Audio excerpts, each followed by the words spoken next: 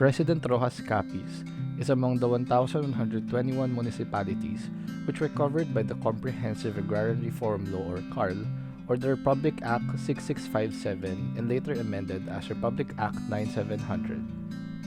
The law, which was enacted on June 10, 1988 under the administration of Corazon Aquino, was a response to the call for a more effective land reform program. It seeks to empower the lives of farmers through equitable distribution and ownership of land based on the principle of land to the tiller. It also aims to provide opportunities for a dignified and improved quality of life for farmers through the provision of adequate support services. After 35 years, DAR has still around 500,000 hectares of undistributed lands, about 100,000 hectares without notices of coverage, and about 1.3 million hectares for parcelization of collective land titles. Magandang hapon po. Ako po si Marilyn Valentino. Nakatira dito sa Kapagaw, Panitan, Capiz, 50 years old. Bali, ang ginagawa ko ngayon, meron akong maliit na tindahan, nag-aalaga ng baboy, tsaka meron din kaming maliit na poultry na inaalagaan namin. Sa amin, mas malalawak na tinatanim namin ngayon ay palay.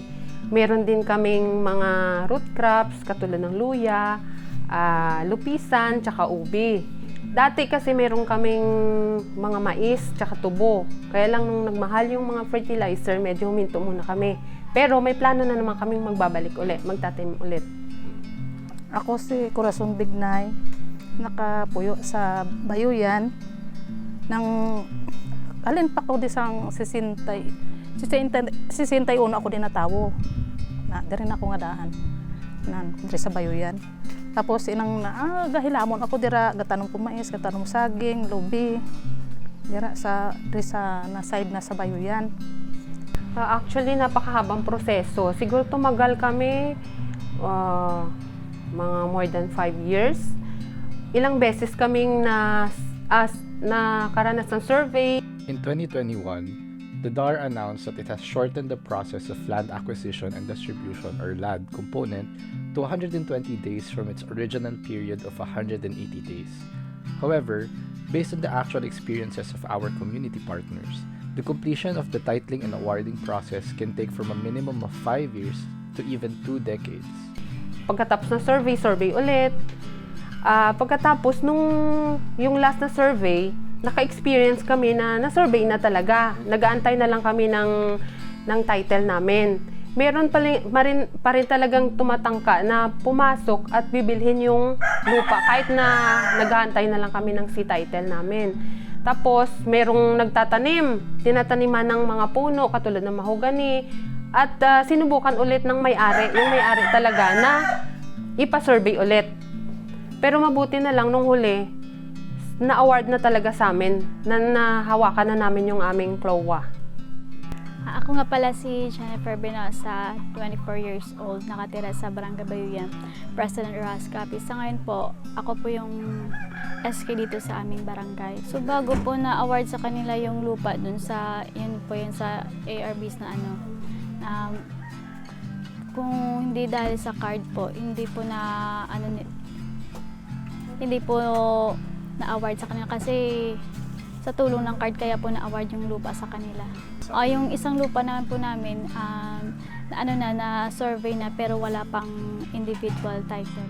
There are 16 land holdings assisted by CARD in President Rojas Capiz, which covers 315 agrarian reform farmers. Most of these collective land holdings are currently undergoing parcelization under the project split of the Department of Agrarian Reform. CARD's primary intervention is to provide education to farmers and their families on agrarian reform policies and processes to help them make informed decisions regarding their livelihood. Dito sa amin, yung pagsasaka, yun yung pangunahing hanap buhay nila dito sa amin.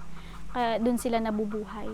Mano po is a project by CARD funded through the Abot Kamay Community Solidarity Fund of the Center for Disaster Preparedness. The project aims to develop second-liner agrarian reform advocates from among the younger members of the farming households through experiential learning and knowledge exchange between them and the elder farmers. Structured and planned mutual learning program containing topics on human rights, social justice, agrarian reform policies and processes, leadership and communication, and community organizing was afforded to the youth using and relating to their elder and families' first-hand experiences. Ano po, yung leadership po, yung pinaka-importante po sa akin dun sa training. Kasi ma-apply ko po yun kasi bilang SK sa aming barangay, pwede ko yung i-apply as a leader ng mga kabataan. So yung hindi ko makakalimutan na experience ko about sa seminar na to about sa CARD is yung first day kasi doon ko nalaman na may mga proseso pala paano pala mag-avail ng lupa para magkaroon ng titulo. Tapos moving on forward sa second day at sa third day, doon ko nalaman yung mga responsibilities ko as a youth na nag-participate sa seminar na to na meron din pala ako na dapat na gawin na pwedeng maitulong sa komunidad ko is yung para maging aware sila. Tapos matulungan ko rin yung mga, kung may pagkakataon man na magkaroon makakapagtupad man ako ng organization according sa topic na to, is marunong na ako makipag-communicate. So, katulad ng seminar about sa community organizing at saka paano maging isang leader bilang isang youth. Okay lang, namin gani. Good to maintindihan nila kung ano ang kakabagay ngayon buong sa pinakadlaw, may maanuhan sila bala, may manatutunan na okay lang na sa ila na subong na mag-interest sila sa subong na pod sila dira sa nga ginahimo bala, nga ginakuan kag dako gid nga ano nila, dako gid nga ano bala yung nakalaman na dako lang kaalaman nila nga baka upod sila dira sa kwan sa mga organisasyon nila.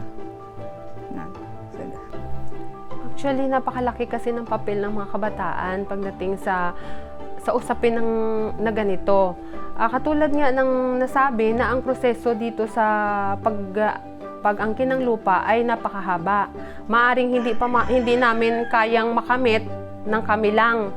Malaki ang papel na gagampanan ng mga kabataan dahil sila mas bata pa sa amin. Pag hindi pa namin nagawa yung adikain namin, maaring sila ang magpapatuloy. Tapos sila, mas malawak ang kaalaman nila tungkol sa mga batas at saka mga bagong teknolohiya. Kaya ang laki talaga, mas maganda na mabuksan yung kaisipan ng mga bata, ng mga kabataan kung ano ba talaga ang pinaglalaban ng mga katulad naming mga magulang. Ano po, malaking tulong po sa amin na nakasama kami dun sa programa ng CARD kasi pwede namin ma-share sa kapwa namin kabataan, lalo na po sa aming pamilya. Kasi parang yung pamilya namin wala pa rin alam sa mga ano po. So, para kami yung mag-aano sa kanila na kung ano nilalaman namin sa tsaka isi-share namin po sa kanila.